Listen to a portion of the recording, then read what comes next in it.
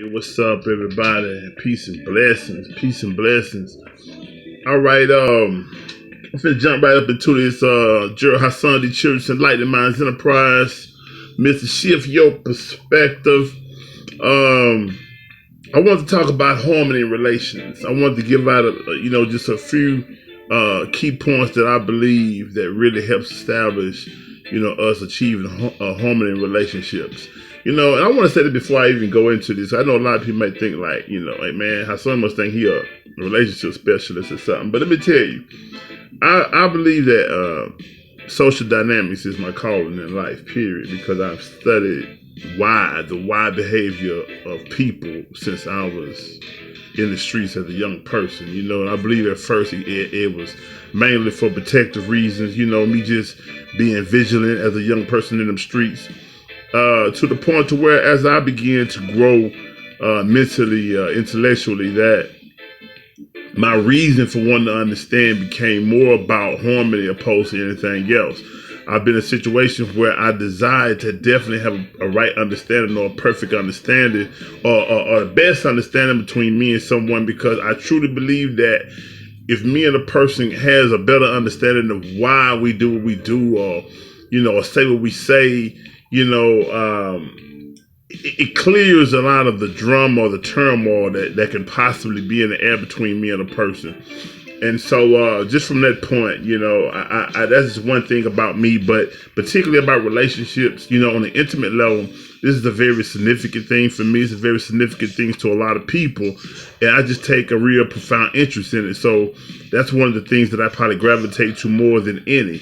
But outside of that, I believe that, that this is my way of somewhat trying to make the world a better place, because I believe even as a young person, I've always desired that. So, with that being said, let me jump right off into this here. I believe that, one of the first things that we can do when you think about the harmony in relationships, I say first and foremost, we have to first make sure that we are, that we're ready, that the time is right for us. We have to really make a proper and accurate assessment to make sure that the time is right for ourselves, particularly. Make sure that we even have the time, from our hustle and bustle of life to even put into the obligations that are required to, get to know someone. And once getting to know someone, being able to give them what you believe a relationship requires and needs. And I've discovered in not too long ago an experience of my own where I've seen that my life is pretty busy, and I wasn't just able to give, what this particular lady had needed for a relationship. And that's very important, you know what I'm saying? So, and there's some other things about me personally that I believe that I learned from myself, which also is something that helps me also understand other people more. So, but anyway, with that being the first thing, making sure that, that you have the time, the energy, also making sure that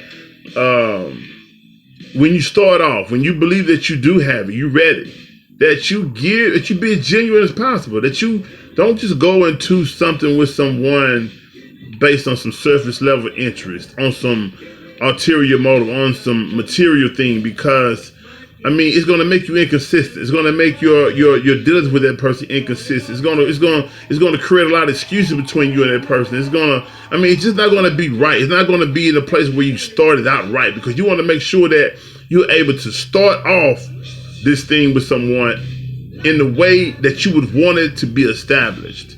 You don't want to start off lukewarm with a person, and then when you get all serious, they just shift it, and now they become lukewarm because they've looked at everything you've produced in the beginning as something they didn't take serious. So now they just kind of going along with the flow and let it do what it do. And next thing you know, you done got all serious, but at that point in time, that person's energy may have shifted, and they may have gotten some more energy into someone else, whatever the case may be. So again, that's a whole nother discussion too within itself, but just make sure that we start off the way we want it to be. That's the foundation. You want to build your foundation properly and make sure that it's established and stable, right? So Moving on, number 2, know exactly what you don't want. You know what I'm saying? Know exactly, because we have a tendency to say, I can't stand a lying so-and-so, or I can't stand somebody who ain't 100, or somebody who ain't real. You know, you have to be more particular and specific what that means to you. What those things you don't want. You have to write those things down. You have to verbalize those things when you say what you don't want, because you can't keep it general even when you verbalize it in your own mind, because what you do is not, you move forward without actually being clear, you know, without having real clarity. And as you go along, then you start seeing things, well, I don't want this, I don't want that, I don't want this. But the thing is that you have to know what you don't want from the beginning. That will then say, well, you cool and all that, but this is as far as I see this can go. You know, I mean, you can hang out sometime, or we can talk sometime, or we can be business partners sometime, or we can work out, or whatever. But you just have to be able to determine at that point, you know, what type of relationship you can have with a person, if one at all. Number 3, know exactly what you must have. Know exactly what you must have. You know, there's some core value. There's some core things about who you are. Things, it's like those deal breaker type of areas. It's some things that you know you must have. A person must either already possess, must already be exuding out. A person must already be in certain positions, whatever it is, and you can't let other people, society, family, or whoever else try to water down what you feel you need to be happy. You know what I'm saying? Because you have to be honest with yourself, no matter how people want to say it's superficial, how people want to say it's materialistic, or whatever the case may be. That's you. That's where you are right now. And you have to be true to who you are and where you are. Therefore, you can be truthful with whoever you go into these interests with. You know, don't fool yourself. Don't play games with yourself. Don't try to dupe yourself because you done went to church or whatever, and the minister done told you how you're supposed to do things. Be truthful with where you are, because that's the way you get past that point, and you can become more stabilized somewhere down the line. But at that point in time, just like you want somebody to accept and embrace you for who you are, you have to be able to accept, and embrace a person for who they are, and not tolerate. That's a whole nother idea. Number 4, make sure you're giving first that which you must have. So when you know what you want, you know what you must have, make sure you're able to give that out. Make sure you're able to give a person automatically. Stop being the kind of person that I'm going to give this person what you give me in return. Because I'm telling you, feel like they're playing games, so you're going to play games. All y'all doing is perpetuating a counterproductive, unhealthy, disunifying type of cycle that makes it no better between the relationships between you and whatever group, especially black groups particularly. We have to do more better. We have to be more straight. We have to, just really, really, truly work on ourselves more than anything. We have a tendency to always want to point out what the next person could have done, should have done, what they should have done differently, how they could have done it, and so on, this, that, and other. When you have to be more focused on yourself. I'm the type that is here. I will give constructive criticism if, 1, you ask me, 2, if I already tell you where we stand and where we can be and exist, but you want more. You want a steady force to be more. You want a steady force to be in my space. So at that given time, I'm always going to be honest with you. I'm always going to tell you what's not going to work. I'm always going to be, so it may sound like I'm just tearing you apart, but the thing is that you're forcing me to deal with something that really I've already have verbally made understood with you that it's not for me. It's not going to work for me, in that capacity rather. So now number 4, just so make sure you're able to give out, man. When a person not giving you what you need in return, and you're giving that, a person not giving you what you put out, giving you what you need in return, man, it's time for you to make a decision to move on or decide how you're going to deal with that person. Because when it's all said and done, you have to take on responsibility for yourself and how things played out. Okay, number 5, know that a past unresolved is a past that is still present. See, this really kind of stems over from number 4. You know what I'm saying? That you must put out what you want. You know what I'm saying? Because at the end of the day, however it unfolds, that's what it is. You're going to have to take some responsibility in the matter. So I'm saying, whatever's in the past goes unresolved. So you can't walk past something and sweep it up under the rug. You can't say it's done. You can't say, I don't want to talk about it no more. Let's leave it alone. I'm good. None of that resolves something. Resolving something is getting the understanding of it, a proper understanding of what it is, and determining from that point if you disagree with that person's logic or you agree with that person's logic, and this is how we're going to deal with that.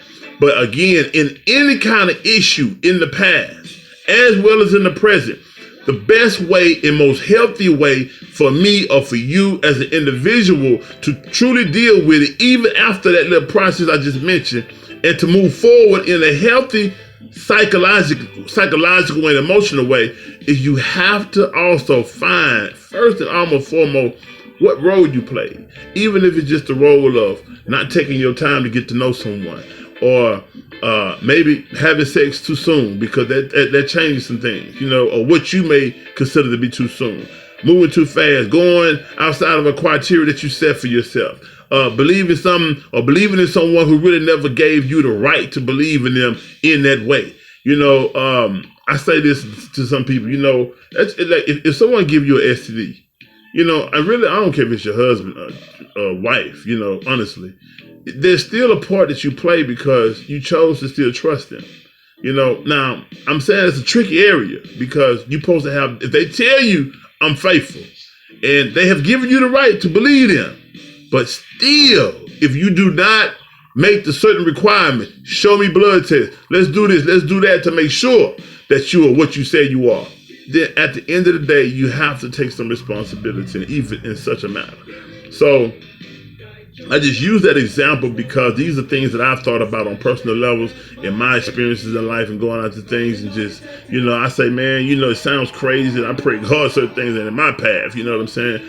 But, at the end of the day, man, you have to be grown enough, woman enough, man enough to own up to the part you played, because that is the only way that you'll be able to move forward in a healthy way, or in the best way for you to reestablish yourself in a healthier way as you walk forward in life, no matter what it is. You have to be able to try to see what role you play. And it's, again, even if it's something as simple as you just, not taking certain steps, you failed to take certain steps, or you didn't take enough time, you didn't have enough patience, you didn't recognize certain signs that was presented, whatever the case may be. So now, with those 5 being said, man, I believe that those are the ways to really start out, at least at the beginning, to establish a harmonic relationship. You have to be honest with yourself. You have to know what you want. You have to know what you don't want. You have to know what you can do, what you can accept, what you can't, what you can embrace, what you can't. Stop trying to tolerate people. Stop trying to change people. Stop trying to deal with them until they change. You have to be able to love that person for who they are right then and now in a full way if they never, ever change, And if you're not doing that, if you with someone that you're not feeling that way about and you're not happy, then that's why you're not happy. That's why you're not happy. That's why you're not happy. So, again, be truthful and honest with yourself. Be committed to what makes you happy, man. And live and let live. That's the hardest thing for a lot of people seem to do. Everybody has an opinion to express, and opinions are worth no more than what it costs a person to get it from you. Opinions are supposed to be asked for, not just really violently expressed, or whatever the case may be. But again, Gerald Hassan, the Children to Enlightening Minds Enterprise. Mr. Shift Your Perspective, Wolfpack representative, and I pray that you all have been able to get something from this. Any questions, man, feel free to hit me up, ask me whatever for clarity. I'm more than welcome, more than willing, and loving to dialogue with you and debate in a healthy way with you as well. So again, peace and blessing, man. I love you all.